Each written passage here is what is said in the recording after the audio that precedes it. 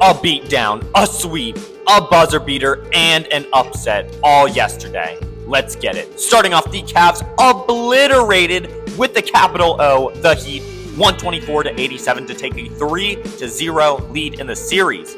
No game notes besides total annihilation by the Cavs without Darius Garland, I might add.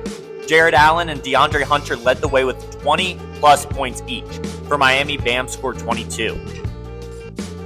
Moving on, the Thunder have swept and conquered the injured Grizzlies and claimed a spot in the second round with a 117-115 victory. It was back and forth all game until the very end, where Desmond Bane was sent to the line down 3. He made the first and attempted to miss the second for the putback, but was unsuccessful.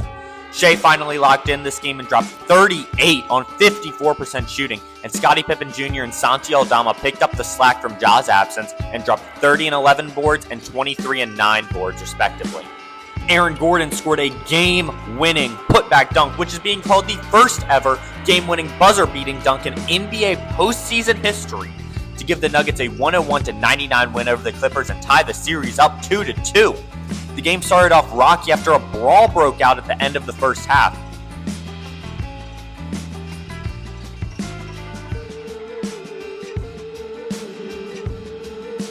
Denver seemed to have the win packed up in the third after a 35-17 quarter, but LA followed it up and outscored Denver 34-16 in the fourth.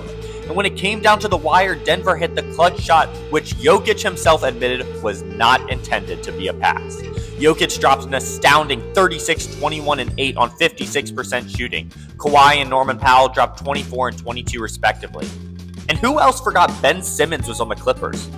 Final game, the Warriors, without their Robin, beat the Rockets 104-93 to go up 2-1 in the series. The matchup was relatively close all game, but Golden State turned it on in the fourth, pulling away and outscoring Houston 35-22. Steph was on a heater again, dropping 36, 7, and 9 on 52% shooting.